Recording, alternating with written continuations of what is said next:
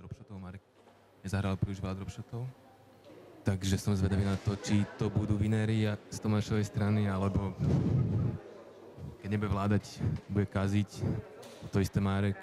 Ak Tomášovi bude padať, tak Marek je síce veľmi rýchly, ale Tomáš je tiež veľmi presný, takže bude to pre neho o to zložitejšie. Konkrétne k Maníkovi a Tomkovi. Totovi. Tomko, čo by tu robil Tomko? Povedzme si túto otázku, že? Ivo, pozdravujeme ťa.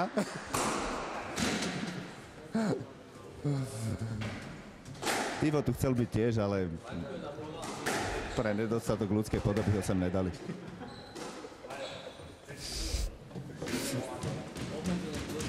Veľmi mi na tomto turnaji chýbal Peter Gal, ktorý je rozveselením každého turnaja. Možno, že aj bol na ceste, ale pravdepodobne prišiel do Žiliny. Zistil, že sa to tam nehrá, tak... Možno išiel ďalej ešte. Možno nás ešte stále hľadá. Tomáš gestikuloval, že videl dvakrát.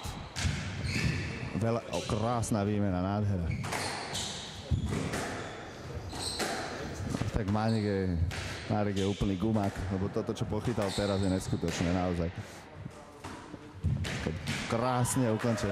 Vybojovaná výmena z Marekovej strany, predvedol neskutočnú dynamiku, výbušnosť a zaslúžene vyhral túto výmenu a myslím si, že ho to môže hodne nakopnúť do úvodu tohto setu a Tomáša to môže dať celku dole, pretože väčšinu výmení dominoval a nakoniec ju prehral.